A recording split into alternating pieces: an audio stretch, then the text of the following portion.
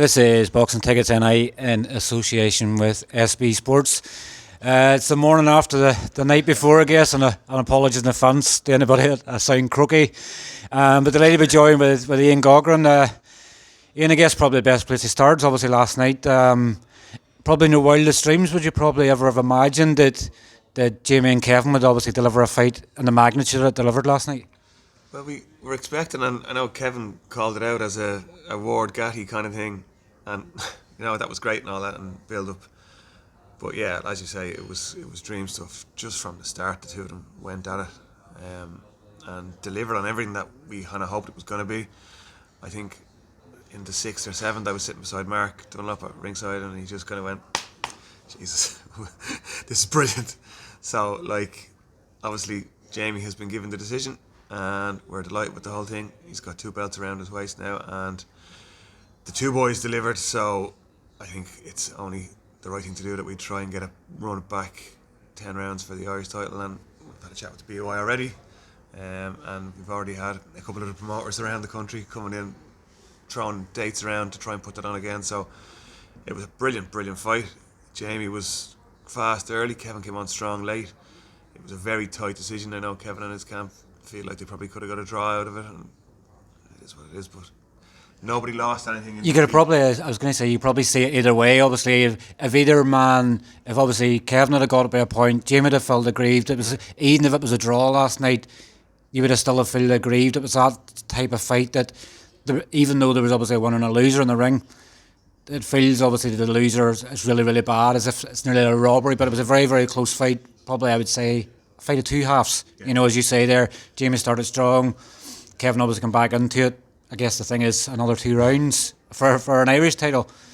It's what else would obviously deliver, but what a fight. Yeah, as you say, I had Jamie 3 or 4 1 up maybe, and Kevin came on really strong. He probably won the 5th or the 6th and the 7th. Definitely won the 7th, and the 8th was tight. It was it was down as a 10 all round, and when it was called out as 76, 77, I was thinking, well, that's Jamie then, because I don't think Jamie had, because the announcer had said that we have a winner and new light heavyweight champion. So I was thinking Jamie hasn't only won 3 rounds here. And so when he said 76 and we had the winner, I was thinking, Jesus, this is going our way here. So that was brilliant.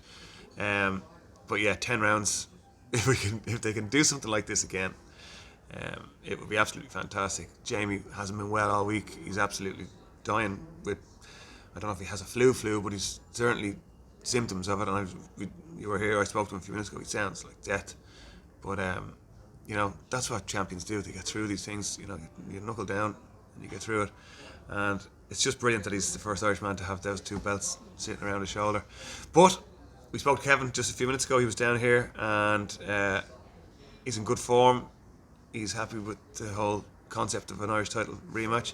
They want to do it at super middleweight. I don't know how that's going to work with the BOI, if they want to just run it back at light heavy, because Jamie did look big, even though they book him under 175, but it was just a fantastic fight. It had everything. Kevin looked to be in trouble early. He bloodied up, and he came on strong. And Jamie had to cling on and really dig in and survive in the 7th.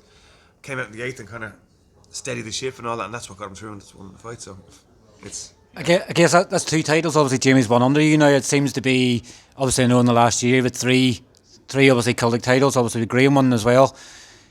I guess it's call Mark the Magic Man. Obviously, you seem to be the guy that's sort of bringing Celtic titles obviously into it. It seems to be, I don't know what it is about Irish boxing over the last year, but we've obviously quite a lot of domestic fights, and they've all been really, really good fights, and most of them obviously happen to Mark shows as well. So is there any coincidence sort of with that? But it's one of them where I'm going, hurry up and get the fight up so I can watch it again. I just want to watch it and see, because at times you're sort of looking, and I know we sort of spoke off, and you're thinking some of these rounds are very long. Just that appeal to you last night, it kept you in the edge of your seat throughout. But I guess, that's boxing, there's a winner and there's a loser, unfortunately. Obviously, David Ryan, I guess probably different scenario, I guess, for him. Obviously, Marat Lewoski obviously pulled out with injury, obviously having to come up in weight as well. And he still took it obviously as a pro that he is, and put on a really, really good performance again. He's probably shown even switching across. Like Jamie obviously switched across from Muay Thai, Dave switched across from kickboxing, and they're just taking it like a duck to water. Dave said to me after, "See, I told you I could box." He was good last night. He was really, really good.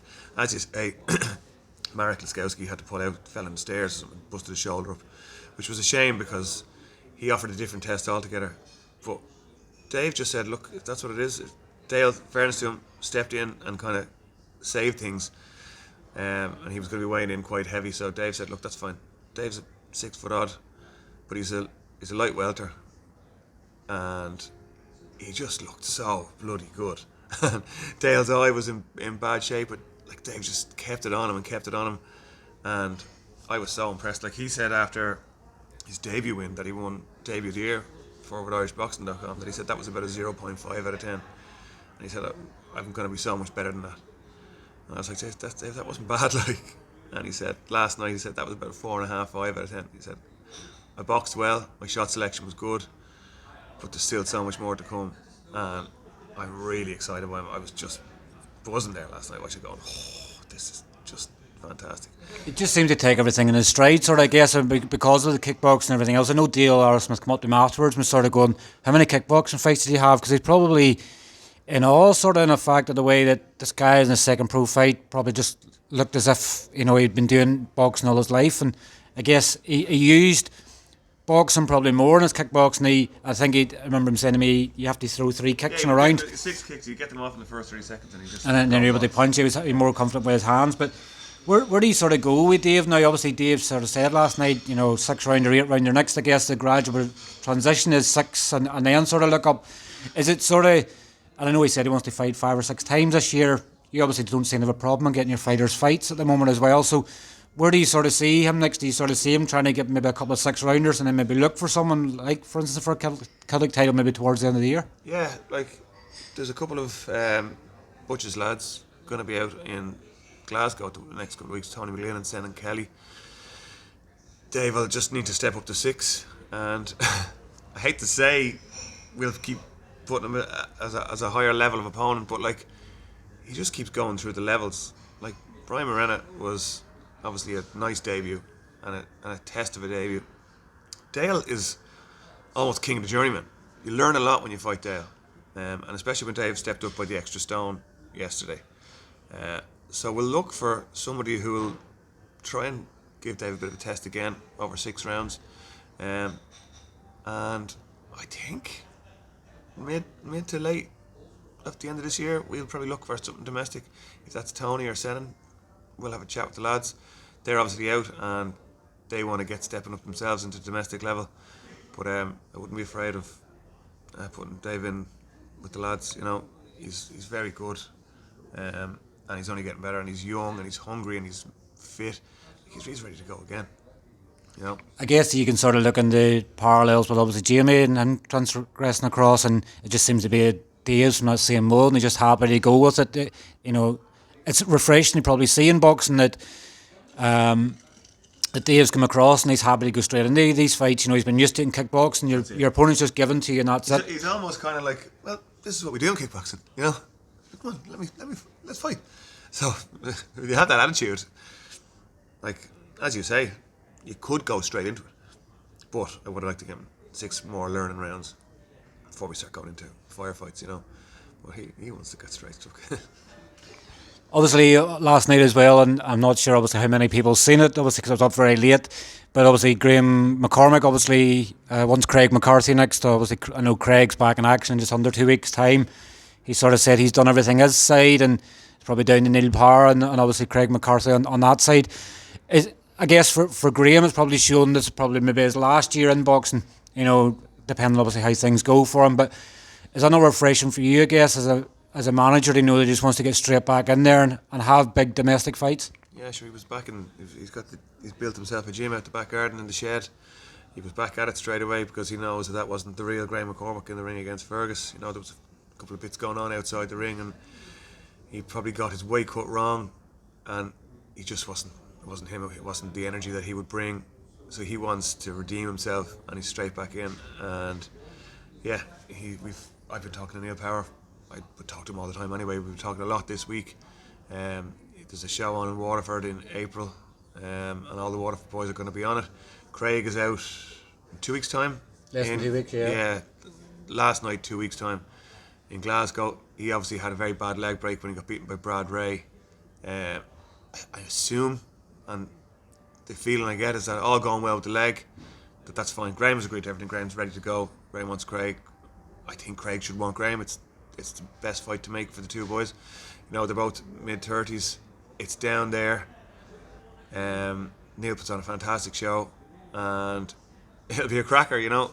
And once Craig gets through, I'd be confident that Craig is, once he's happy with the leg, and he's happy that he's where he wants to be, I'd say Craig will agree to the fight, and we'll be fine. Graham, as he said last night, he's agreed to everything on his end. He's happy to go ahead with it.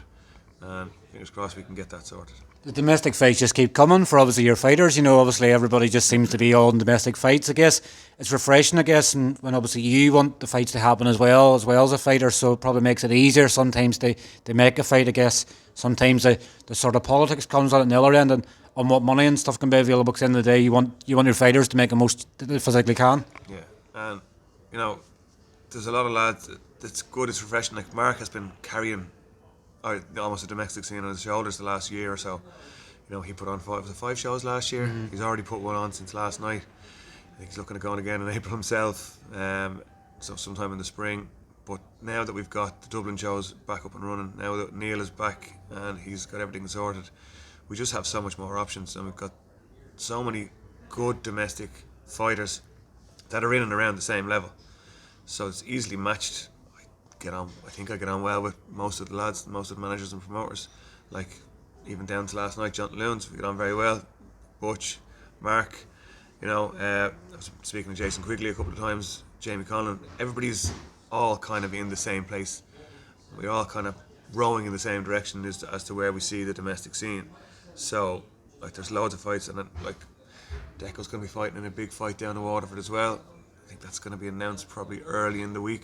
Probably shouldn't say too much, but he's going to be fighting in a big fight, and there probably has been whispers going around here and there. I already know the fight that it is, and I guess you can't speak of until everything's dotted and everything else. You want to make sure it's in paper, it's signed and everything else before it's done. But another big fight for the stable, and I guess fans are going to get excited by it as well, particularly obviously in Waterford. It's not in Belfast, people's not having to go for a trek. Yeah. But the big fights just keep coming and coming. Yeah, and you know what, it's great. It's hard going. It's tough for me. Is it tough for you more because you need a day pass out from the house? Well, yeah. You know, we were at the IrishBoxing.com Awards last week, and Johnny was saying to the missus, "Are you boxing widow yet?" And she said, "I'm a boss." "Oh, Jesus, Johnny, shut up." But it's hard watching. Like, a few more extra grey hairs as of last night. Like, I was so buzzed after Dave's performance against Dale last night, and then when I got around, I was just so confident with Jamie. And 4 or 5 rounds in, I was like, "This is great. Everything's going well." And then Kevin got right back into the fight. It's so hard because, as I've probably said to you before, get on with all the lads, friends, as opposed to just it's not manager client and all that kind of stuff. And you're so invested in them that it becomes difficult. It's almost like you're watching family, and you really want them to do very well. Like down to Dom's loss against Owen Duffy, you know, we all felt that, and we came out on the right side last night. But like, as you say, these domestic fights is where we want to be, and it's where the scene needs to be. And you saw with Mark shows all year, 2 or 3 domestic fights in each show. You saw what the lads did last night. It's the only way for us to really go forward and get Irish boxing back to where it is. Like, we're going to have the superstars to mix and those kind of thing, but for us to keep pushing and to unearth these new stars, we got to keep doing the domestic stuff, and it's happening, and it's great. You obviously speak of Dominic, Dominic Donegan, obviously Ben McGivern is pretty much a signed, sealed and delivered. Obviously I know Ben's back in action in 2 weeks' time. There was looking like there's potentially going to be a card here in Belfast for that, but as I guess it probably now for that fight, you're probably now looking at the next available card, maybe potentially putting it on, maybe it's another one of Mark's, you know, late March, early April, or maybe you might look at the Dublin or the Waterford show, particular for that. It's another great fight to have. For them, is it sort of, it's probably going to be a middleweight clash, but it's just a non-title fight. What's the sort of inkling with that? I think, well, It's due to happen quite soon. I'm just waiting on confirmation, talking through Jamie and all that. Just need to figure out exactly what's happening. If it's soon, it'll be an international contest, Ireland versus Scotland. They'll do it over 8 rounds probably, and the winner will move one step closer to either fighting for the BOI Celtic against Fergus, or if Fergus moves on to Irish title level, it could be vacated. But like, I would see the winner of Dom versus Ben maybe fighting the winner of Graham versus Craig, and I think the BOI would be happy enough to do that. Winner could fight Fergus again then later in the year for the Irish title. Like, Graham wants that back. Dom wants to get his hands on it. Dom wants to get his hands on the title. I'm sure Craig is the same. Ben McGivern's no mug. You know, he's a tough cookie. So, you know, there's so much moving parts in play. Hopefully we can get the Dom and Ben thing done nice and quick. Because Dom's been getting himself back into contention. He's had 2 good wins. And he's working really hard, and he's getting sharper and sharper by the day, and he's feeling good. So, fingers crossed that can get made nice and quick. It's almost there. Obviously, I think since we last spoke, obviously in interviews, I think you've obviously had maybe just one new signing. I think it was it Jason Hardy was signed. I'm losing. Yeah, to be honest, I'm losing count. When obviously we first started obviously speaking to you and everything else, you sort of just agree him, and it just seems to be that it's snowballed to the extent where it's nearly impossible now to keep up. But is this sort of stable, sort of complete now, sort of with what you have? I guess, you know, I joke and jag at you as well with the missus, but when you take up so much time and so many different fight cards and everything else, it has to be, because it's not a full-time job either, so it has to be that it can work around you. But Jason, obviously one that you're hoping to get back in the action very soon, and obviously another outstanding amateur, and it sort of just hasn't had the luck of the green so far, I guess, but obviously turning pro. Yeah, like he was elite champion at 19. He went off, he was signed with Frank Warren. It was a bit stop-start. He was with the lads in Scotland. He was a bad car accident, but he's very, very, very talented, and he hits hard. And like, he's a natural middleweight. It's not really, he just hangs around there. You know, he's only a couple of kilos over it. And I'm very excited by him. He's Irish title material and European level material as well. Once he can now get the head down focus, because as you say, it's been stop-start for him. But he's in the gym, he's ready to go. I've been talking to a couple of people in England about a show, again, early enough in March, just waiting to get final confirmation. That actually could be a TV show as well. I won't speak out of turn. But get him out quick, get him straight up to 6 rounds, that would pretty much make him eligible to fight Fergus. I don't know if they want it. But if we can get him out at 6 and get him out at 8, that's him Irish title ready, because he's that good. Like, when you win an elite championship at 19, you're good enough to be signed with Frank Warren. You're obviously very talented. He's a European youth medalist as well, you know. So, as you say, the stable is pretty much, it's almost complete. I think we've got a nice range. You've 2 as well, obviously, I guess, haven't been announced, and I'm sort of watching with a post on them, but you've 2 more to come into the fold. I guess it's licence and medicals and everything else out of the way first. You don't want to speak too early and something go wrong, but you've 2 more to come in there as well that probably a lot of people aren't familiar of, but 2 that obviously you can be really excited about as well, obviously without naming them and everything else. I don't think it's fair to do it until everything's sorted. You don't want to scud them in a way, but it's like, you know, it's... That will be pretty much it, though, I think. Because, as you say, you know, it's not a full-time job. It takes up the evenings of a young family and of a very understanding business. But, you know, there's only so much time you can give without giving too much time away. And I probably am giving too much time away. But, yeah, it's kind of a case now of managing time, making sure that you find the right balance. I don't need 15 fighters or 20 fighters, something like that, you know. Someday it might get to the stage where you're putting on shows and that kind of thing, and maybe it can become a full-time thing. But at the moment, it's a passion, and it's gone well. You know. I was just about to sort of touch on that, obviously, the fact that it's built up so quickly, because obviously, you know, I guess it's like anything, it's the enjoyment of it.